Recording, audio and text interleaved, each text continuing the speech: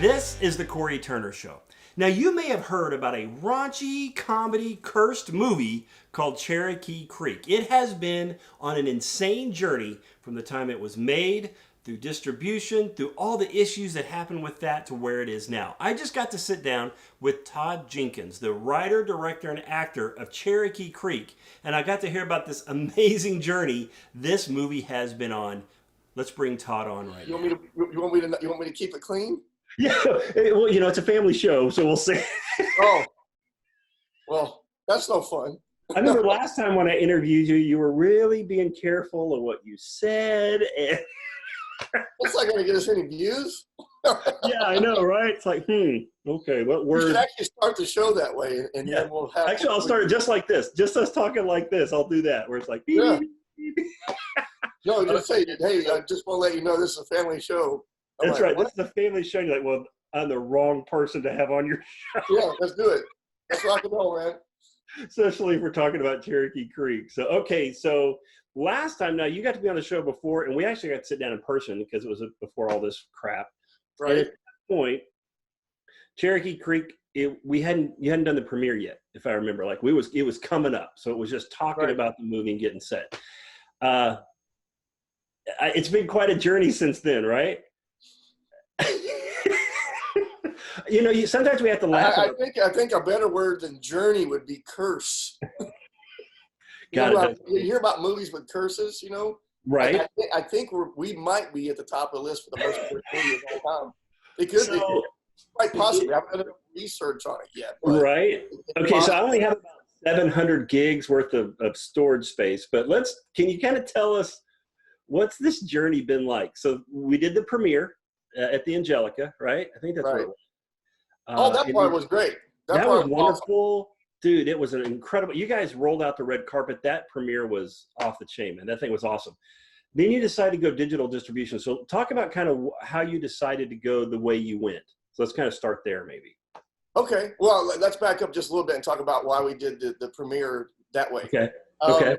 Because of the movie, I thought it would do well at some of the bigger festivals because I don't believe in just trying to win a bunch of awards and spending thousands of dollars on submissions and traveling all over the country or the world even to do. Absolutely. Because I had talked to so many guys who were doing the film festival route, and even the guys that were winning tons and tons of awards, but even some of the festivals that were big, it didn't really help them when it came to selling their movie. So I just didn't see that as being something I wanted to do. And we didn't get accepted to the Dallas Film Festival, which actually was the biggest blessing for us because I was like, okay, well, we'll just do our own festival. We'll just do our own thing. And that was the biggest blessing because it wasn't that expensive to rent the theater. They gave us a pretty good deal at the Angelica. And because it was a local premiere to where we filmed the movie, the buzz got out everywhere and we sold out 2 screenings, not just the premiere, but both of them. And I think it was packed. And I think what that was really cool was everybody bought their tickets, right? Like everybody was supporting you that way. So it was amazing. And people think it was like friends and family, but believe it or not, a lot of friends and family still have not seen this movie to this day. So, yeah, Cherokee is such a movie, so comedy, they're a little scared of it. So, and plus, it's independent, and independent films sometimes they get a. I was going to say that. I was going to say that Cherokee Creek is a different kind of movie. So there might be some friends and family that may never get to watch it, right? Well, they get to watch it if they want to, but I don't know if they'll take that risk. Watch or beware. I was going to say, the premiere, like I said, the premiere was great. It was packed. And, I've done premieres in the past where it was free tickets. And even then it's like, okay, trying to get enough people there. Right. There were so many people there that was filled with people that paid for the tickets. I'm like, it felt like that movie was in a run right then. So that was the excitement at the height. It was awesome. And to be completely transparent with people, I think per screening, I probably spent about $500 on advertising and for the local area, like right, Instagram and Facebook.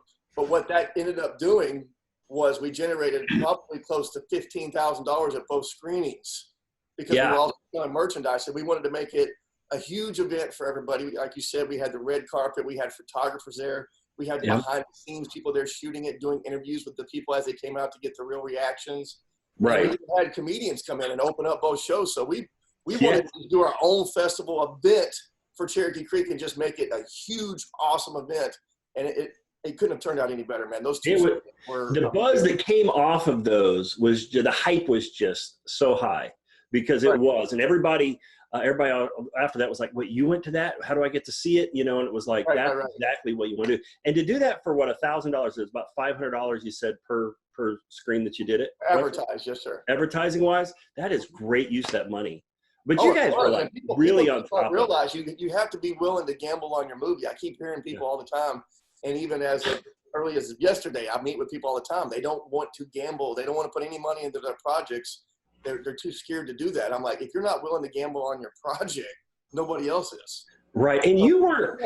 You'll see someone make a movie, and then they get it done, and then they're just like, huh. And like you guys haven't stopped. I mean, it's just nonstop information about. No, it's been my life 24/7. In your journey, because you're helping a lot of other people with some of the groups and stuff you started. So, but not to interrupt. So you did the screening, and then where did we go from there? After the screening, I think we waited for a couple more big festivals to see if we got in South by Southwest and a few other things. And then I started hearing about self-distribution and I was interviewing a lot of guys who had went the traditional route and went with other distribution companies.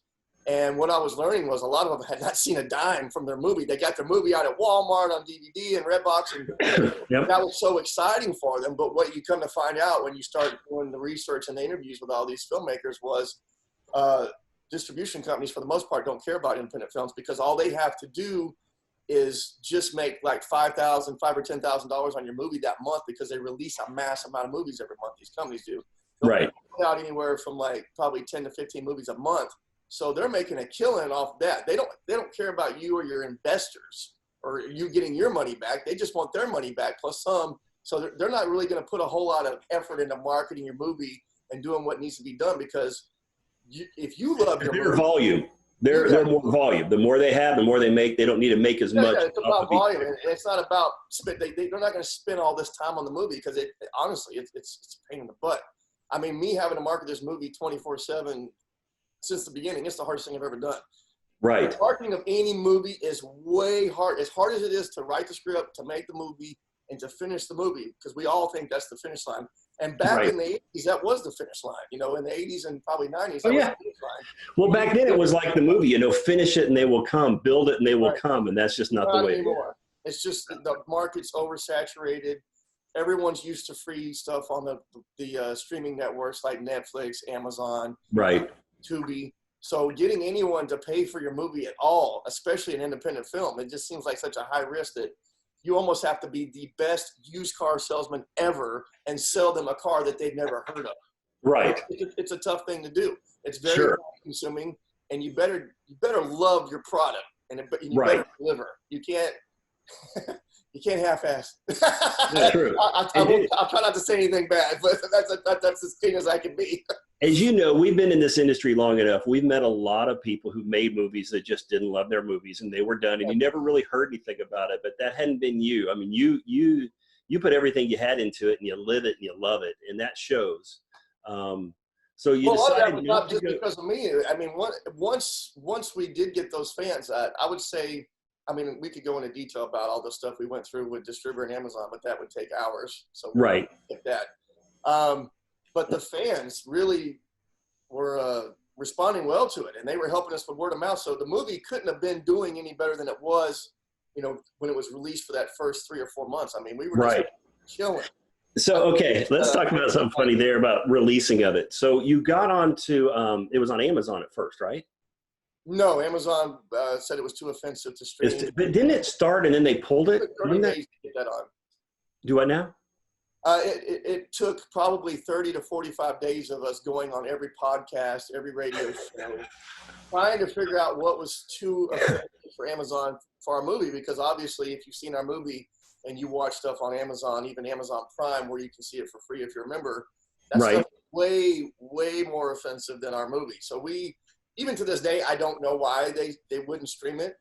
But even right now, when we finally got it on there to stream it, they still won't stream it on Prime. They said it's still way too offensive for Prime. Really? for free. Now let's be a little honest. It pushes the envelope, and that's what you wanted to do, right? And so that's what makes it so much. But it doesn't push the envelope any more than like Midsummer or any of these other. No, yeah. I've seen some terrible stuff on there, but it had its audience, and the people that love it have just banned with it. So yeah, I knew you had issues with that. Where did it go? So it wasn't on Amazon. Where did it get its initial like digital distribution? Initially, the way I was going to do it at first was I wanted to hit Amazon, iTunes, Google Play, and YouTube Movies. Those are the four that I was concerned with. As far as I was concerned, those are the biggest ones. Those are what I'm going to focus my attention on. Right. And, honestly, out of all of them, iTunes was really the best. A lot of people keep saying iTunes isn't good, but the great thing about iTunes, at least for us, they only took 30% of every dollar we made, and they didn't treat us like an independent film. We were on an equal playing field. Oh, that's cool. So if our fans liked the movie and they were renting and buying it, we actually on pre-orders, we were second to Halloween in December, the new Halloween movie, the newer Halloween, I guess at this time. Right. And then right before this whole debacle happened with Distributor, we were under horror comedies. We were number 3. I mean, we were up against Happy Death Day to You.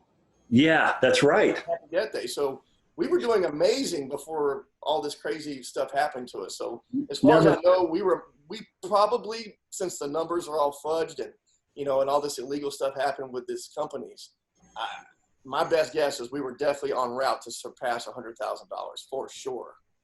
Because and you needed like distributor, you needed that to get to iTunes, right? You needed that in between person. Right, that's kind of like right. They're called aggregators, but what they really do is they just QC the movie for the distribution platforms or digital platforms, and they handle the accounting. So if you're an actor, it's basically like these people were our agent. They just were like, hey, we got this movie that Todd wants to put out to iTunes, and we're business partners with iTunes and Amazon. So they had a trusting relationship with those guys. They were vetted, and they QC'd the movie, and they were supposed to just handle the accounting for Amazon and iTunes. So whenever they would pay us quarterly, they would send the check to their business partner distributor, and then they would send it to us. But that just never happened. Because did you, and not to go, because I know you could talk about that for hours, and I know you're helping other people with it, but did he just get ghosted? Was there like this sense of They disappeared. They just disappeared. What happened was they were sending me these reports of like, basically you log into a thing that looks exactly like probably what you would say your bank account does, like your bank statements. Right. You go, hey, what's iTunes doing? And it would show you like, today iTunes made X amount of dollars, and this month you made X amount of dollars on Amazon, and this much on Google Play. So what I was doing is, as I would log into that, if I could see that like, oh, it looks like we're averaging $2,500 a week on Amazon, or we're averaging, $5,000 a month on iTunes, then I'm going to obviously go, hey man, let's go put $1,000 in advertising, because we're killing. So let's just keep this pushing since we have to do it ourselves. Right. So that wasn't a problem for me. It was basically like I was in Vegas, but I was winning. It's like you're taking this gamble, but you see in the cards, and you're like, man, the chips were in front of you. You saw them in front of me. As far as I know, I'm winning every time. So every time I put the money in, like iTunes, especially iTunes was so good about updating you. You could literally spend like $500 on an ad, and then 3 days later, they would update the iTunes site, so you could see how much money you were making through iTunes. And I was like, wow, this is working. I spent $500 for that week, but I was making $500 a day. Right. So I was all about it. So I just kept spending money and feeding the monster, thinking, wow, I've got a huge check's going to start coming in quarterly soon. We're going to have all these big checks that are going to pay for all this. And then I could pay for, I could pay what loans I took out, pay the credit card companies, pay what few investors we had, pay the cash that worked for deferment. So everything looking really amazing. It couldn't have been going better. You're talking about your investors. A lot of people do a movie and they have no problem spending somebody else's money, and that's no big deal. And whether they make their money or back, they don't care. You're more like me. I think we almost take other people's money more seriously than our own. And I know during that whole process, because I watched you from beginning all the way through, you were very concerned about everybody else's money, your investors' money. And I think most of your investors invested because they just believed in you and believed in the project. But even then, you still took it really, really seriously. And I was like, okay, this guy's going to make it, because you're watching what's happening. You're advertising at the right time. You're trying to take care of your investors. And then no check. What happened there? No check. Well, here's the thing, and everyone thinks, or you get these people saying, "Well, you shouldn't have done business with those guys." But there's no way to know. This, as far Yeah. as we have known, had not happened in the industry ever, as far as dealing with digital platforms. And there was Right. no way around. There was no way to just go directly to iTunes or go directly to Google Play. You can't go directly to those companies. You have to go through one of their approved business partners. There's just no Right. ifs, buts about it. So, I mean, and everybody I had talked to who had worked with distributor Go Digital had good things to say about them. And you were seeing people like me going on doing testimonials saying, "Hey, I made $1 million using distributor Go Digital." Right. So, I can't Well, say good things and about them. you had done your research because you had already researched the standard distribution routes. You had looked at all of Right. that. I know we had been visiting back and forth about that. It's like you had done that, and then all this. So you went this route, and I remember you were sending information over about each one of them, the research you did. I'm like, hey, this is pretty great. I'm learning. Right. So I don't know how you could have. Looking back, could you have done something different? I couldn't see it from my place of what you were doing. I don't know how you. I think if the movie came out 6 months earlier, they would have paid us and we would have got those huge lump sums that we were making. But even then, I mean, I don't know how much. We don't know how accurate these numbers are. The movie could have been doing way better than even the numbers I was seeing. I mean, Right. it could very well made $150,000. Right. $200,000. I don't know. And what people don't understand is you can't just go talk to an attorney about these things. An attorney costs like a $5,000 retainer. They make $500 an hour, and Right. you'd have to go on. You'd have to pay them to somehow audit Amazon, audit iTunes, audit all the digital platforms. You would have to go get investors just to go after the distributors that way. And it's not really Amazon and iTunes, because like iTunes, you said, was great to you. It was that in between digital distribution aggregate. Right. They were great as far as the thing I loved about iTunes that nobody else did is they put us on the equal playing field. Like if your movie was selling like hotcakes and you were beating studio movies, they were going to put it up there. And that's how we got in that top 3 and top 2 positions on there. What I love about that is we're going to treat you worse because you're independent. Like with Amazon, even right now, they don't put it. If you search our movie, it's not going to show up. I have to actually advertise the link, and Amazon takes 50%, and I think they can take up to 55% the Blu-ray that we're selling on there with them. But they do nothing to help us. They don't promote it. It's hidden. Like I think if you type in Cherokee Creek, you will find the Blu-ray. But what normally happens with movies, if you type in the title, the digital version and the Blu-ray should come up. And the funny thing about it is that the Blu-ray has done so well for Amazon. It's under Amazon's choice. And yet you're sitting back here but like, it's too offensive to stream on Prime. So who knows? You're like, I'm a huge success, but it's not helping me in any way. Well, it's not a huge success. I mean, it's not massive. I mean, we got 1,000. No, but think about it. Think about it. This was, how many independent movies have you and how many premieres have you and I gone to? And heck, Definitely. That are still in someone's drawer somewhere. There's amazing movies that I know have never been seen so the fact that you're able to put it all together, that's a huge success. Right. It's a huge success. It's just not this success, right?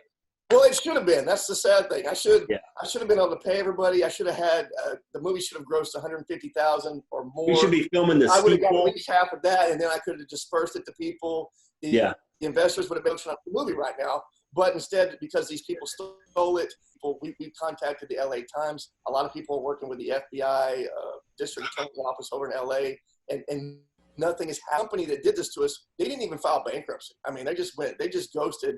And like if they did file bankruptcy, at least we could show up as creditors and try to battle it out in court. But I mean, everything's just lost in limbo, and everyone just disappeared. And the sad thing is one of my main contacted me again recently asking would I like to work with his new company. One of the main, I'm sorry, it broke up. My internet, I think, went down a little bit. One of your main now reached out? What happened My main contact over there at Go Digital Distributor, who handled my account to make sure I was getting paid and getting reports, after he ghosted us, went to another company, started another company. He's doing the same thing again. Yeah. No, I'm good. I can't remember the name of the company that he's with now, but I think we even have yourself from, predatory distribution companies and distributor.